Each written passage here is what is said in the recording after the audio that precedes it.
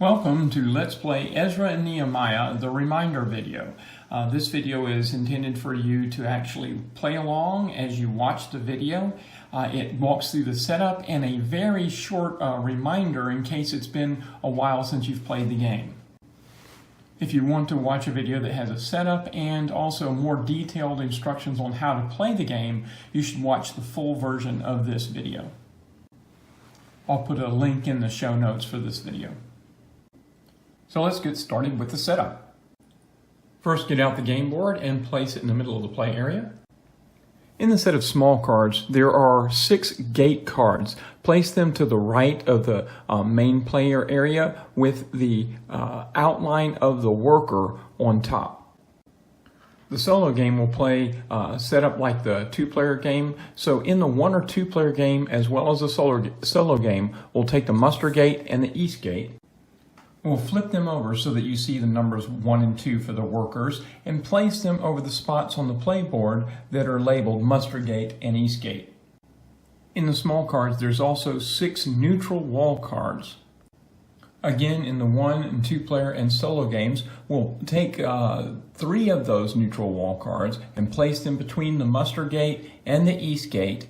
Take another of the neutral cards and place it to the right of the east gate, and 2 of them and place them to the left of the muster gate. So that's a total of all 6 of them are going to be placed in the central spaces of the top of the board. For each of the other gates to the side of the board, again for the 1, 2, and solo player games, place 2 coins on each of the cards. For the 3-player game, we place only 1 silver coin on each of the gates. We don't place the muster gate or the east gate out onto the main board.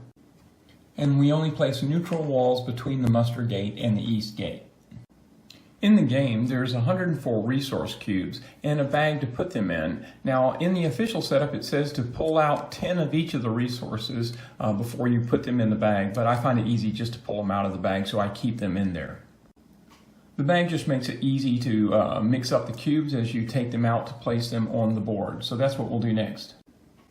At the bottom of each wall section is a diamond shape with 4 different colors representing the 4 different types of resource. And this tells you how many resource cubes to put on each wall space. So randomly draw resources to fill the wall spaces for each wall space on the board. When you're done, your board should look something like this. Place all your tokens and meeples in the main supply to the side so that they're in easy reach. I've created a box to hold mine, but that's not necessary, of course. In the game, there's a set of tiles that look like this. The fronts look this way, and the backs look like this, and these are called the scroll tiles. So the gold scroll tiles, we'll mix them up, so you'll separate all the tiles according to their back color. And the gold ones, we will put 1 out on the top row of this section of the board is dealing with the Torah. And so that will leave, there will be 6 of them, and that will leave 2 gold scroll tiles left. Then mix up the wooden scroll tiles and place them on the middle 2 rows of the scroll of the Torah area here. Then randomly place the 3 stone scroll tiles face up on this bottom row. So that's going to be Nehemiah, Zerubbabel, and Ezra placed in random order. Notice to the right of each of the rows, there's a symbol that represents the number of victory points that you'll get at the end of the game for each scribe that's in this area. We will now place bread tokens next to these areas that's 1 less than the victory points. So for example, for this row, we'll place 3 bread, 2 bread, and 1 bread. If you're playing with less than 4 players, you'll place this temple tile on top of the temple area. There's a side for 3 players, and there's a side for 1 or 2 players. And of course, with the solo, you'll use the 1 or 2 player side. In the smaller cards, there are 2 double-sided cards that are called altar cards. Now randomly select one or choose whichever one you want and place them in this area right below the altar, aligning the banners. Now notice that there are 3 rows, and those represent the 3 rounds that we're going to play, and there's prophets that are above the banners. The prophets are wooden meeples. The left one, the darker one, represents Zechariah, and the lighter colored one is Haggai. And if you'll look at the top, for each round we will place these prophets on the numbered spaces above the altar track. So for example, we see Zechariah place him at 3 and Haggai at 9 on the altar track. From the larger cards, there are the 3 hero cards. Place them above the main board. In the multiplayer game, randomly determine who's going to be the first player and give them the shofar. In the solo game, the AI takes the shofar. Give each player a player board and a player 8. There are 5 different types of development tiles that we'll give to the players so that they can customize their board.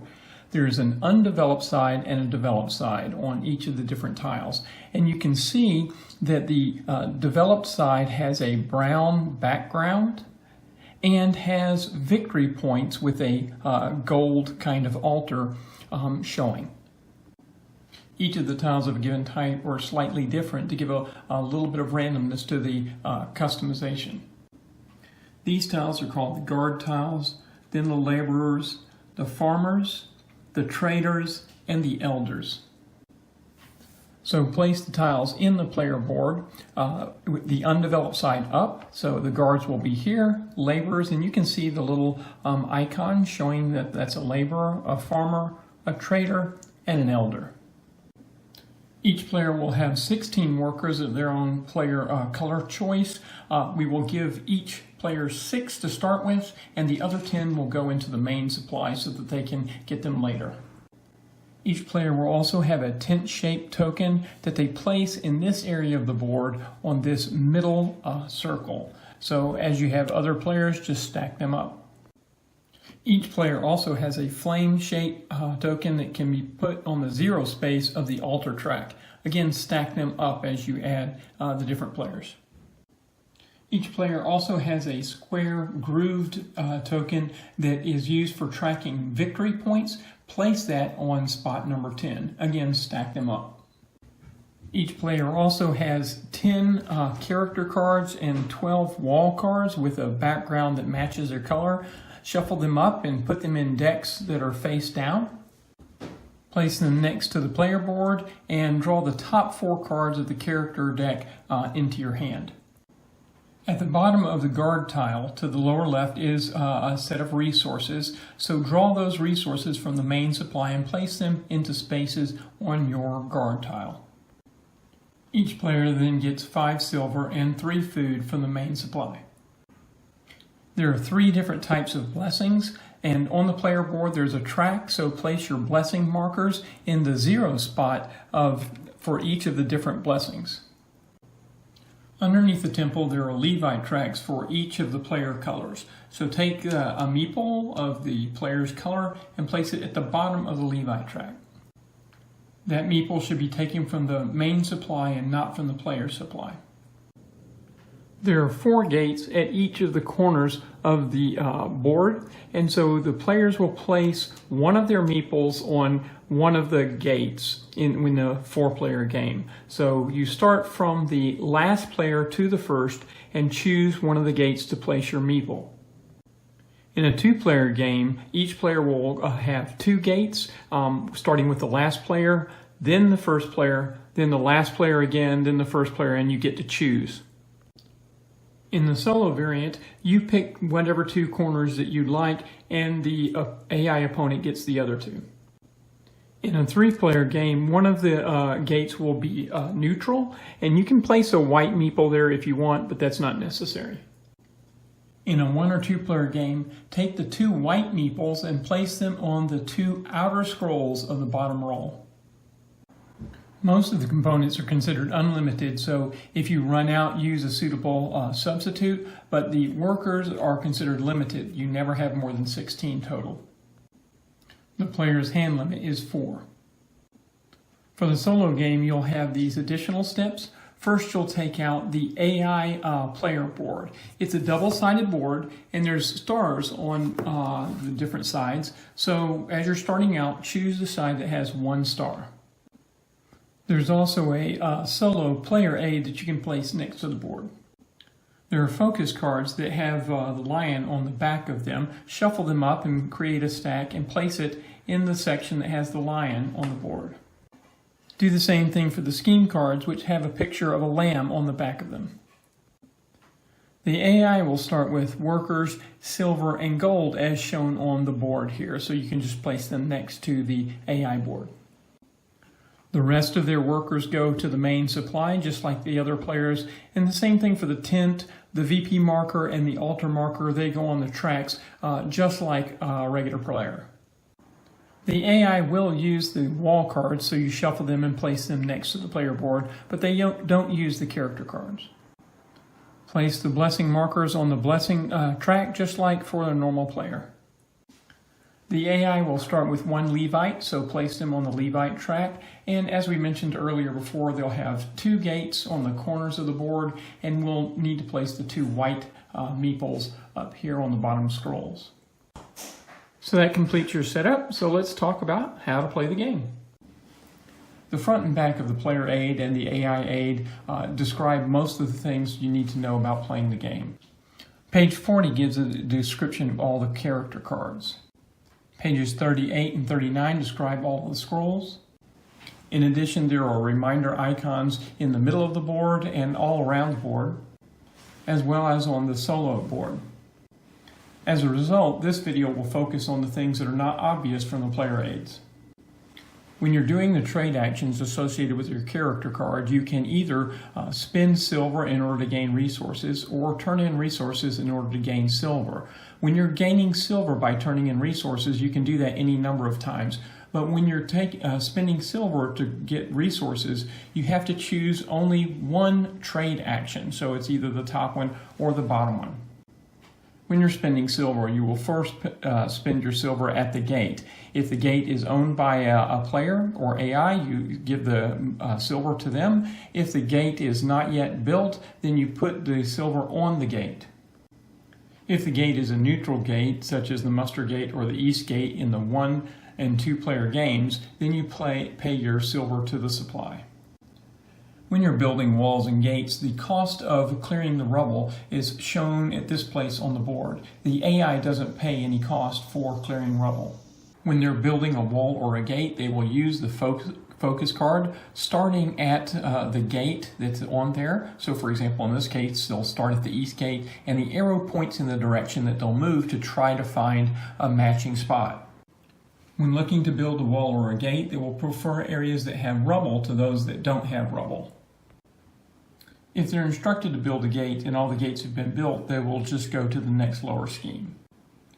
If instructed to build a wall and no spaces have rubble, they will only build the wall if they have 3 gold. Otherwise, they'll go to the next lower scheme. When clearing rubble, you can clear as little or as much as you want, given the gray banners that you have. You will keep the rubble that you clear and place it on your guard tile as long as there are spaces available. The undeveloped side of the guard tile has a limited number of spaces for resources.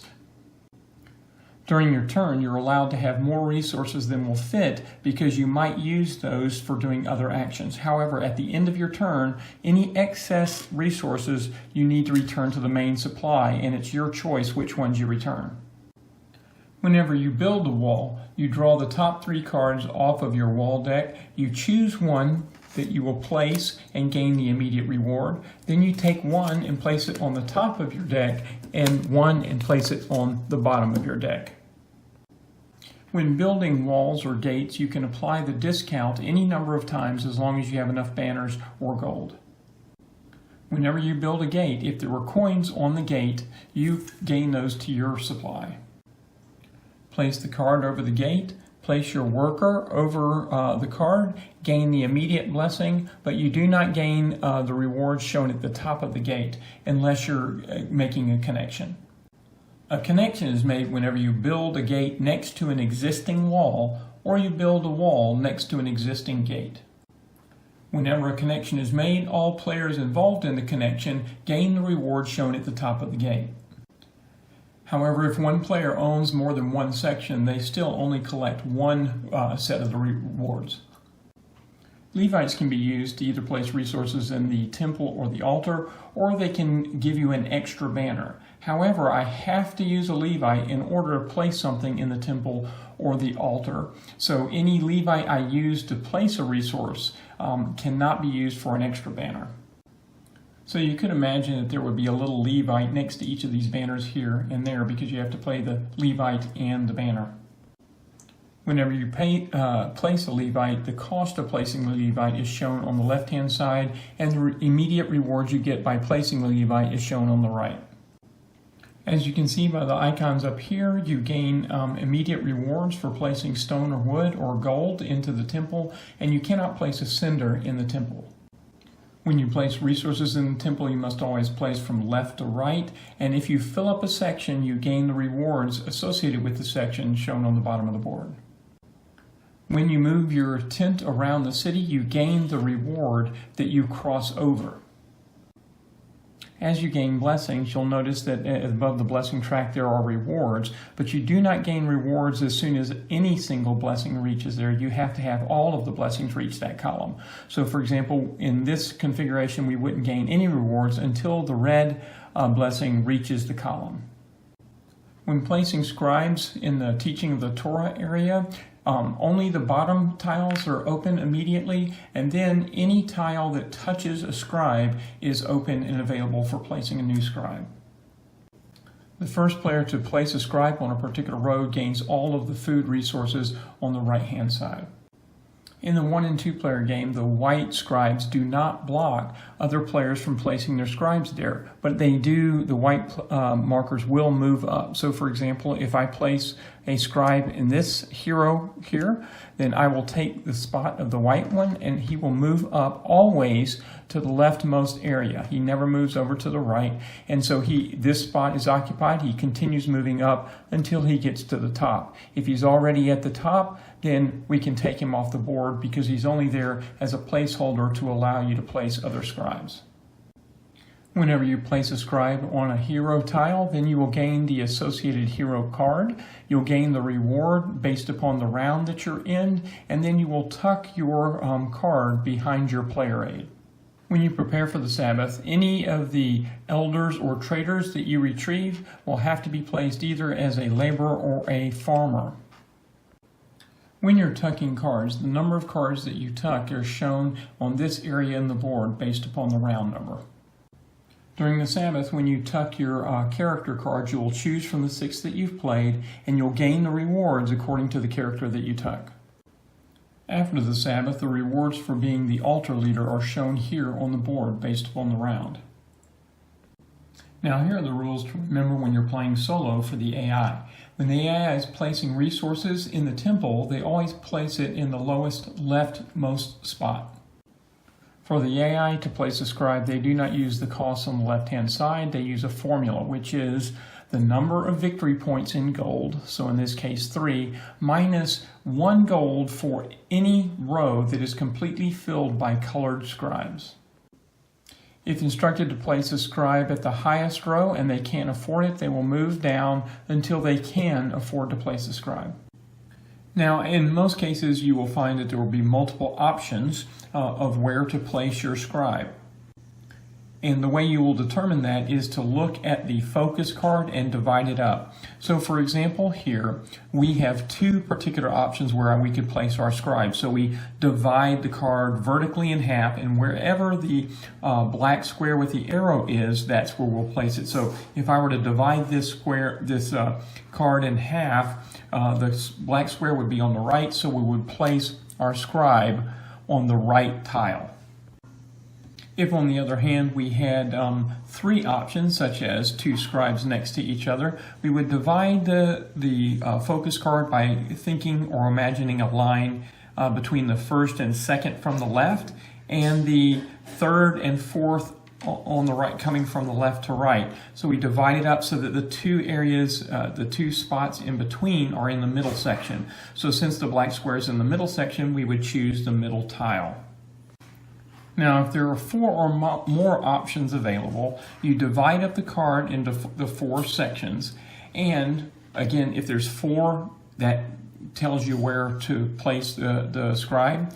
But if there's 5, you ignore the middle option. If there's 6, then you ignore the 2 middle options. So in this particular case, we would place our scribe on the second tile from the right. When considering the branching options and paying silver, to branch off a white worker, they have to have a silver. They will branch off of their worker if they can. They will only branch off the white worker if they have a silver. If they don't have silver, then they will branch off your worker. They will not pay you with silver from their supply, but you will be paid from the main supply. Whenever the AI gains a wild blessing as a reward, they will move the leftmost blessing 1 space. So that's how you play Ezra and Nehemiah.